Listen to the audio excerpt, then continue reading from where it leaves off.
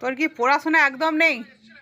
হ্যাঁ, সারা দিন ঘন্টার উপর ঘন্টা শুধু গেম খেলা। হ্যাঁ, তোর পেটে ভুঁড়ি হয়ে যাচ্ছে, তুই কুঁজো হয়ে যাচ্ছিস। হ্যাঁ, সারাদিন এইসব খেলে কি টাকা ইনকাম করতে পারবি? এইসব ফ্রি ফায়ার খেলে? হ্যাঁ, উফ, এমন একটা করছে যেন একদম অফিসে কাজ করছে। উফ বাবা, কথা বলার মতো সময় নেই। আর আরেকজন এই যে সারাদিন লেপ বেঁধে শুয়ে থাকে, আর মাঝে মাঝে টিউশনে পড়াতে যায়। এত বড় একটা মেয়ে থাকতে, আমি একটা 80 বছর, আমার নানা করে 70 বছর বয়স হবে, আমি এত বয়স নিয়ে এখন আমাকে রান্না বান্না করে খেতে হচ্ছে। তোমার কত? না, তোমরাই বলো আমার কত বয়স হবে, তোমরা কমেন্টে লিখে জানাবে তো আমার কত বয়স হবে।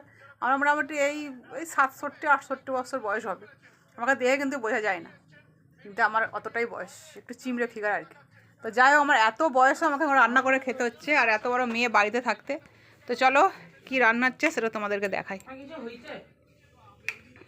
বেশি কারেন্ট খরচা করলে হবে না, ইলেকট্রিকের বিল প্রচুর, 1000 টাকা করে মাসে আসে।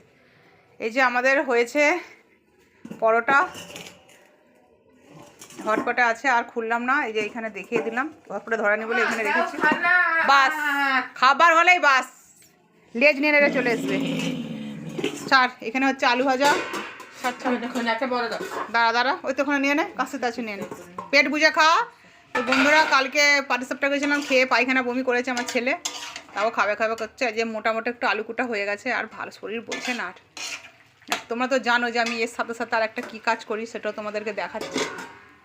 তোমরা জানো, যারা আমার ভিডিও দেখো তারা জানো, যারা না দেখো তারা জানবে না যে আমি শুধু সংসারে রান্নাবান্নাই করি না, এর সাথে এইসব কাজও করি।